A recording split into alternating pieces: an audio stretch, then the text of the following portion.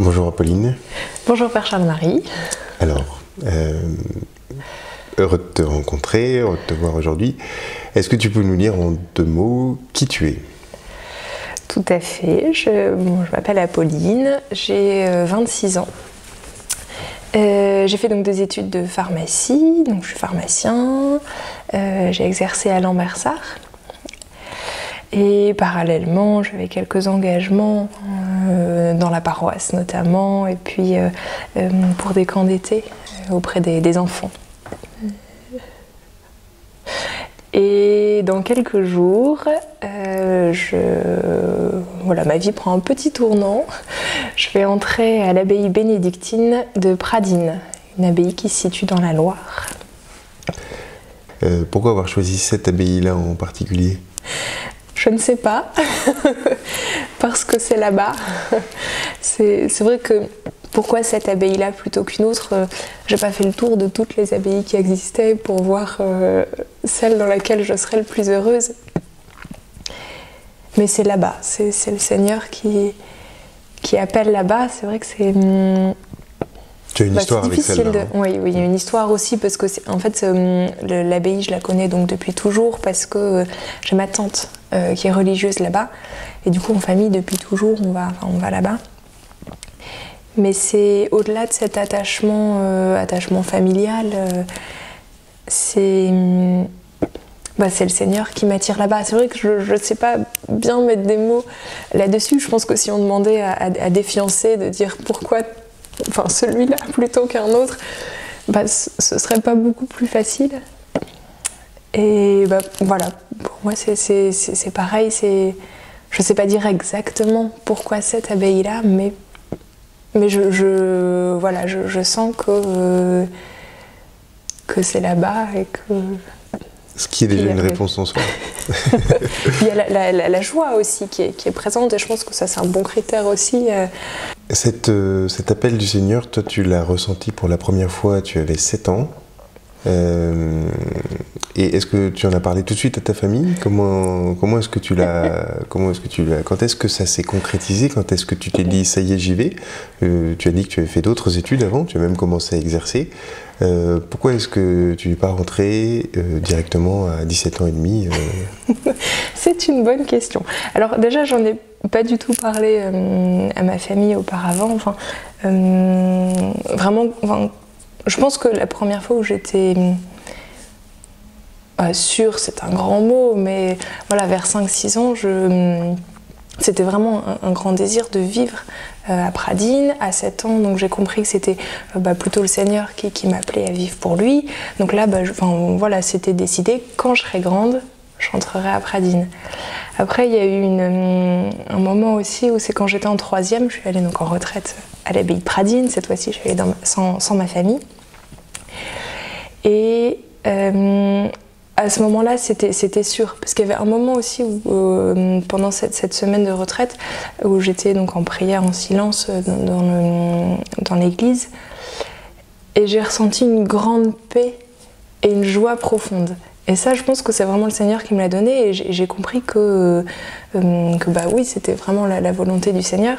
Donc là, à la fin de cette retraite, donc j'étais en 3e, donc on a 14-15 ans, je crois, à peu près.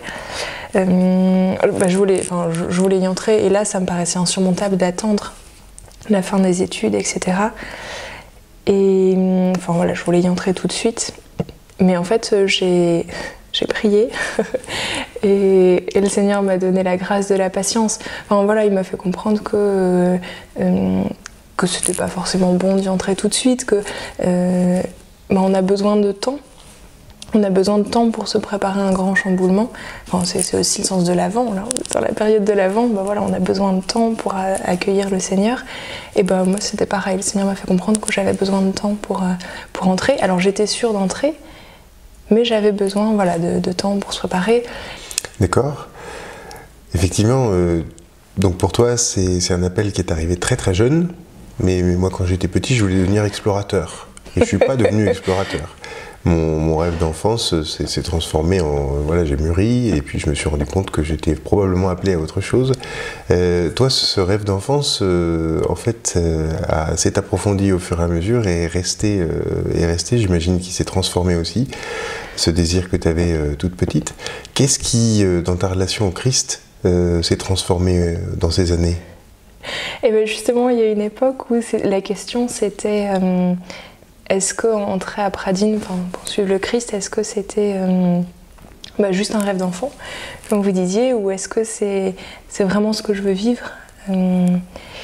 Et là, ça s'est un peu décanté avec l'accompagnement spirituel, qui est très important, puis aussi à travers les Écritures, être à l'écoute du Christ, passer à être à l'écoute des Écritures. Et c'est vrai que dans la prière, la méditation de la parole, c'était toujours les récits d'appel qui me parlaient beaucoup, qui me portaient. Alors voilà, c'est comme ça que petit à petit le Seigneur a façonné mon cœur, puis continue à le façonner, et pour m'appeler à être à lui. Qu'est-ce que c'est pour toi l'accompagnement spirituel dont tu parles? Du coup, c'est en fait une relecture de vie.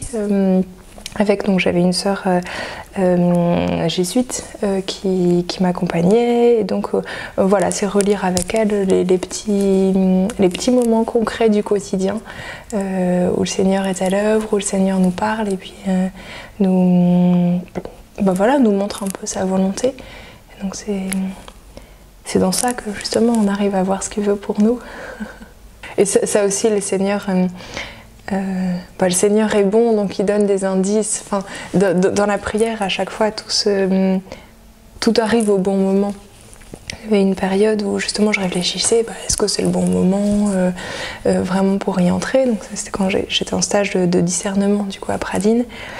Et c'est une phrase de psaume qui revenait. Donc c'est « Mon cœur est prêt, mon Dieu, mon cœur est prêt. Je veux chanter, jouer des hymnes. » Donc voilà, c'est comme ça que le Seigneur parle. Là, c'est quand même plutôt clair. C'est le cœur de la vie bénédictine, ça. Oui. Oui. Pourquoi tout quitter pour le Christ? Pour être à Dieu seul. Et puis c'est pas juste tout quitter pour tout quitter parce que c'est drôle de souffrir, de tout quitter. Ah, c'est absolument pas ça. C'est tout quitter pour une promesse de vie en plénitude, pour une promesse de bonheur, de bonheur profond. Et puis pour chanter les louanges du Seigneur tous les jours, je veux dire, quel plus beau bonheur y a-t-il que ça? Je veux chanter, jouer des hymnes pour toi, mon Dieu. Est-ce que tu peux nous dire en 2 mots ce que c'est que la vie bénédictine et laquelle que tu vas embrasser dans quelques semaines? C'est déjà suivre la règle de Saint Benoît, donc il a écrite au VIe siècle.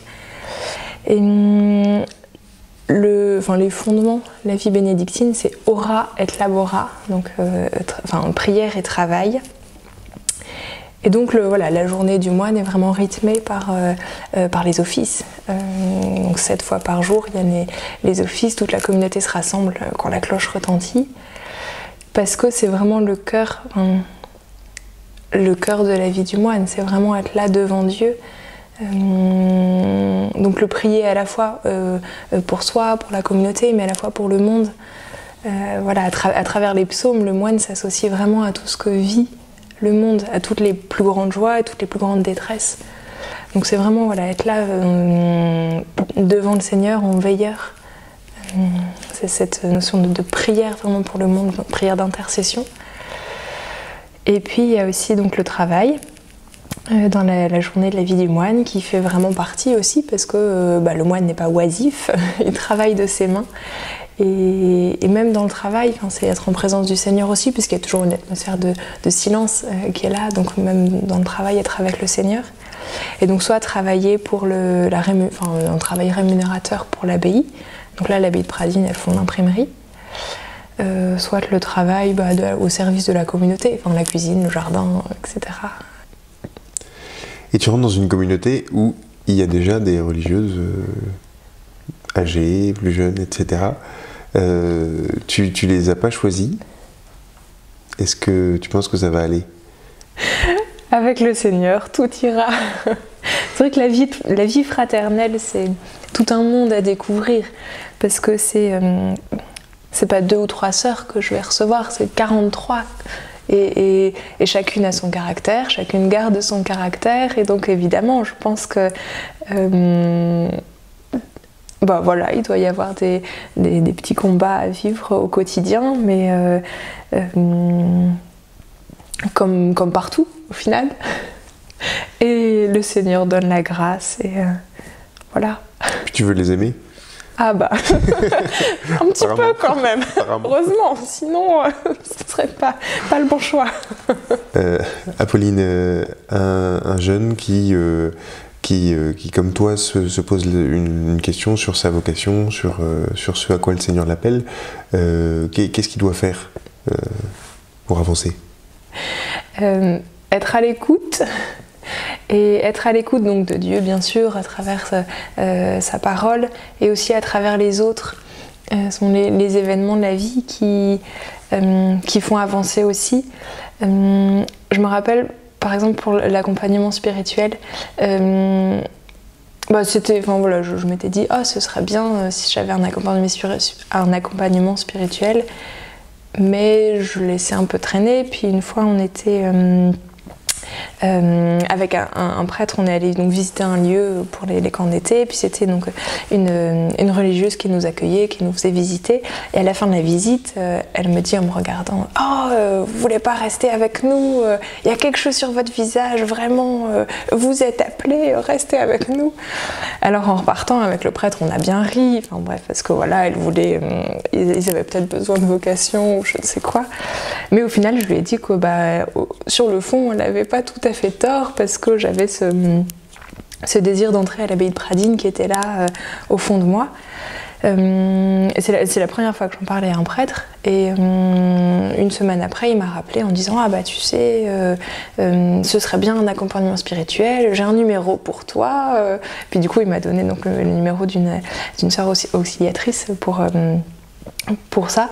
Et donc c'est vrai que si on porte cette question-là, le simple fait de s'adresser à un prêtre, il pourra toujours nous aiguiller vers quelqu'un d'autre, même si on ne veut pas ce prêtre-là en particulier pour l'accompagnement spirituel, il pourra toujours faire le lien avec quelqu'un d'autre, ou avec le service des vocations. Dans chaque diocèse, il y a le service des vocations, et là, le service des vocations aiguille sans problème vers les bonnes personnes.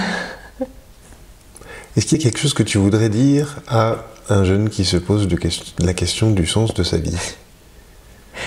Que dire? Il y a beaucoup de choses à dire. La première, c'est, je pense, de ne pas avoir peur, y aller. Parce que de toute façon, on n'a pas de certitude face à l'avenir, donc le discernement, c'est un choix entre deux biens. Donc il faut un peu y aller, il faut essayer ces deux biens, il faut regarder, il faut voir sans crainte. Par exemple, moi je vais entrer à l'abbaye donc début janvier, mais l'engagement définitif n'est pas tout de suite. Il y a 6 à 9 ans avant l'engagement définitif, donc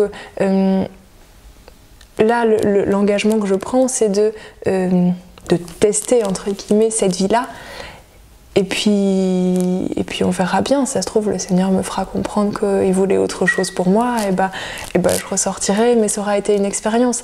Et je pense que voilà, vraiment aujourd'hui ce que je veux dire, c'est qu'il ne faut pas avoir peur d'y aller, dans la confiance au Seigneur, parce que le Seigneur est bon, il veille, et puis il nous veut heureux, donc voilà, il faut y aller.